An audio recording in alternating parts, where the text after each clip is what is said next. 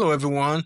Thank you for joining us and welcome to the Why I Need podcast. If you haven't subscribed yet, please go ahead and subscribe, hit the like button, share, and don't forget to engage us in the comment section. So, we're talking about ShopRite. ShopRite has been in Nigeria for a minute, and it looks like they're closing some of their outlets, they're closing some of their stores in Ibadan, in Ilorin, in Lagos, and also they closed one of their stores in Kano in January 2024. And it looks like the South African company exited Nigeria in 2020 and they sold the Nigerian business to a Nigerian billionaire. And it looks like they've been struggling to keep the shelves stocked. They've been struggling to keep people coming to the stores. I know back in the day when ShopRite first started, a lot of people would go to the store, take pictures and post online and everything like that. Due to economic challenges, due to rising operational costs, this is one of the businesses that has exited Nigeria or is in the process of exiting Nigeria. If you really think about it, we've been struggling with high maintenance cost in every area. Rent is high, electricity is high. If the electricity is even there, you have to find an alternate source of power for you to keep your um grocery items cooled to a certain temperature so that they can still be edible and they won't go bad. But with the current climate in the country, 24-hour electricity, it's bringing so much challenges to these businesses. And can you imagine if Walmart doesn't have 24-hour electricity and they have to run on diesel or run on fuel? Do you think they'll make much profit? If Amazon has to run on diesel, do you think they'll be making profit like they've been doing over the years? I don't think they'll make money. I don't think they'll survive.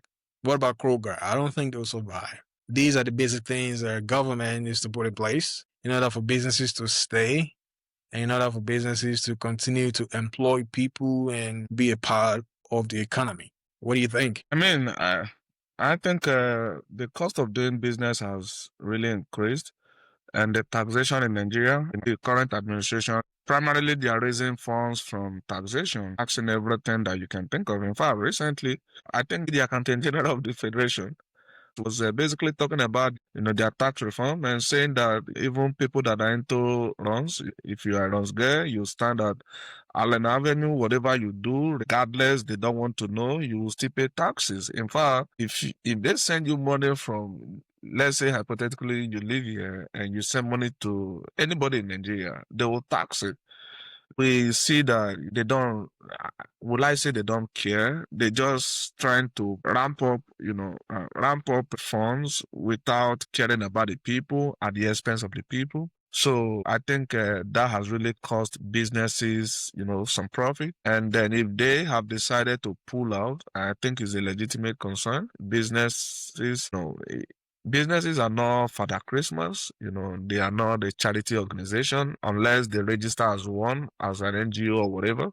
Otherwise, they are in the business to make money. So if they can make money, then it's a legitimate concern to pull out. And if they are pulling out, if ShopRite are pulling out and a lot of companies are leaving the country because their overhead is probably way more than their revenue, I think it's a legitimate concern. And I think we will continue to see, but for some of them, I think they will stay. And instead of pulling out, they will just raise their prices. And at the end of the day, the citizens, Nigerian people, will bear the brunt. And then however you slice it, Nigerian people will bear the brunt. But I think the ultimate goal of any responsible and reasonable government is to create an enable environment for businesses to thrive. And maybe because I'm not an accountant, I did not train as an accountant, I really do not understand how government think that taxing businesses is the way to go. Though some people is very confusing. Like businesses like Amazon, if you tax them, they may not have enough money to expand, to grow, to employ more people. That is why you see that in most places, if let's say big business is coming to some places in America, they give them tax break and they get that money back from employee income tax. That's where they get it from. So I think Nigerian government, they need to look for a balance and they need to think outside the box and see how else they can raise revenue other than taxing people to death. I agree with you, but there's not a lot of people paying taxes in Nigeria. A lot of people in Nigeria are not making enough money to be able to fall into a good tax bracket. Even people that are making big money, they have a way of still diverting funds and not paying that tax. Allow me to digress a bit. I know you mentioned that if you receive gift overseas from your family members, they will tax it. I don't think they will tax it. The new tax law, even though there's been a lot of concerns about that, the new tax law, they are saying that it's not going to be taxed. When you receive gift from your family members overseas, it's not going to be taxed, but there will be a domestic transfer fee that they've always charged, but they're not going to charge you a tax for the money your family members overseas are sending you.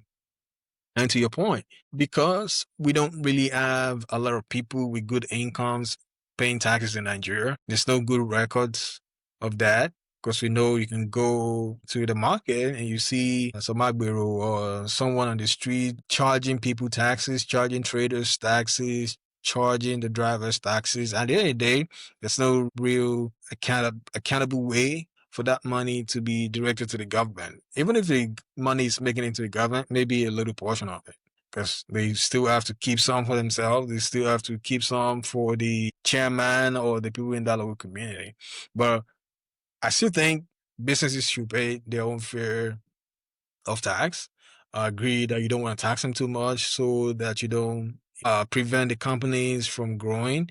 But at the same time, I mean, 15 to 20% is not going to hurt their bottom line. If you're a $20 billion company or a $1 billion company, and you're paying 10% on your profit, not your total income, but on your profit, the profit that you make on your businesses, you still pay a little something, even though there are some tax incentives in various communities, especially in the US, they should still be paying something. That way, the government can have something. But in the case of Nigeria, where a lot of people don't make enough to be able to pay a hefty amount in taxes, maybe taxing companies will help the government generate more income. And it's not only about generating more income. How are you spending the money? Are you truly spending that money on what really matters, or the folks in government are just spending the money lavishly and not supporting the people, not paying the people well, not managing the money properly? I think we can talk about different ways where the money can be better managed, but I still think businesses should still be taxed. Even if it's not a lot, profit should still be taxed. Yeah, I agree with you. But however, if the argument is that we don't have a lot of people that makes good money for the government to tax, I think that is where the government need to step in to see what they can do to ensure that people are earning enough. Just taxing the company, you tax them out of business. Like these companies now that they are saying that they live in Nigeria, empty shelves and stuff like that. If a company like a ShopRite, any location of ShopRite, their shelves are empty, there is nothing on the shelf, nobody is walking in there, nobody is coming to buy anything. It's not like people are not coming to buy it, but they don't just have the stores. It will get to a point that they will lay people off. They will just say, we can't sustain you, we can't keep paying you from our savings, and just go. So at that time, those people become burden to the government again. So if there are not enough people paying taxes, I think that is government responsibility to ensure that they are creating an enabling environment for businesses to thrive, for people to open businesses, for businesses to be profitable. And in turn, let's just imagine that we're going to trust the business to do the right thing. So in turn, they will expand, grow, pay people what they truly want, and then people will be able to live well. People will be paid well and make a good living. And then in turn, the government can tax the people. They get their money from the employees' tax or income tax. That's where they get it. But if you continue to tax businesses, they will not be able to, like in the case of Nigeria, they will not be able to expand that business, grow that business, and pay people a living wage or a reasonable amount of money to survive.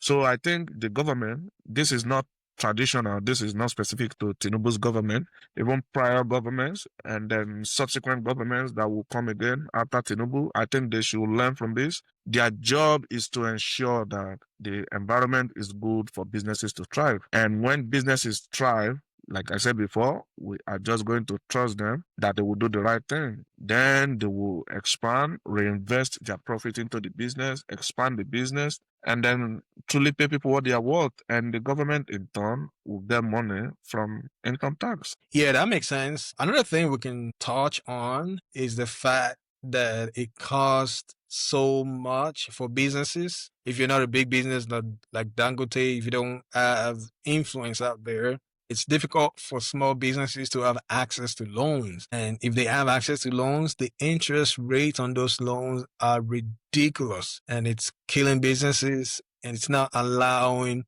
more people to go out there and start a business or venture into providing jobs for other people. Imagine borrowing money for 25 to 35%. What services, what product do you want to invest that money in and still get enough money to pay those loans, to pay the interest, and also to still run your overhead and make money? That's a business killer right there. I'm sure people that have ventured into borrowing money. I have personal experiences with it, with family members borrowing crazy amount of money to do business. At the end of the day, the business fails, the loan comes due, and they have to struggle to pay off those loans. So it's really crazy. If the government can help in this aspect, I know the government can't really regulate how much banks charge, how much these private loans charge. Yeah, but the government should really help out and see if they can give them access to loans that at a lower interest rate. Big businesses like there out there can have access to lower interest rate, but if you're a small business, you're on your own. You basically can't get anything less than 25 to 35% interest rate, which is killing businesses. Yeah, I agree with you. Support me on this, but I'm very sure that the money that Dangote used to build the refinery, he did not source that money from Nigeria. I think primarily was because of the interest rate. So he went overseas to source for that fund. I think if a business is big and they have a reputation, I think some of them can go abroad, overseas, to source for funds with a lower interest rate. But if you are small, you are just stuck to Nigerian 35, 40% interest rate, which is a crazy percentage. I mean, in America, I don't even think, unless they need a caterpillar to drag your credit score out of the mud, nobody's getting double digits. You are not getting double digits unless they would need a caterpillar to drag your credit score out of the mud. Otherwise, it's single digit. So why they continue to give? In fact, it's not. You need to have a collateral to be able to borrow loan from Nigerian banks. I mean, as at the last time I checked, probably 12 years ago, I know that for sure. I don't know if anything has changed, but at that time, you need a collateral that is almost equivalent to what you are borrowing to be able to borrow money from the bank. So if you have a business idea, you have an idea that you believe in that will make money, and you don't have a collateral, no loan for you. So I think those are some of the things that the government need to address to facilitate the ease of doing business. So I think that's where the government should come in. Talk to the banks, see how they can lower their interest rates, see how they can drop those collaterals, and then basically make borrowing easy so that people can fund their businesses and fund whatever idea they have in their head. And in that way, they can contribute to the economy, they can hire people will get busy. And I think that's one way to prop the economy. But if there are other ways that they think that they can just tax people to death, I don't believe in that, because there's only so much you can get from that. At some point, people will probably rebel against you. They will probably say, I don't have no more. And there's nothing you can do about it. Maybe you take them to jail. Maybe they stay there, nobody come for them. You let them go again. So I think the Nigerian government should be thinking outside the box on how else to raise funds. Nigeria is a very big market in Africa. They can actually put a tariff on African countries, use it to raise money. I think people that are on the advisory committee, the economy advisory committee to the president, I think they should be using their brain more. Nigeria is almost like a US in Africa. They can put a tariff on those countries in Africa, pay so and so amount of money to access our market. And I believe a lot of them will pay it. But then again, I do not speak for the president. I don't work for him. He don't pay me. Let them do what they want. But I know that there's only so much you can tax the people, and the people will say, I don't have no more. So let us know what you think. What do you think is the reason why businesses are pulling out of Nigeria? Do you really think that these people are doing it intentionally, or just that the cost of doing business is just getting on the high side? Let us know what you think in the comment section. I'll be happy to read your comment, and thank you for your support.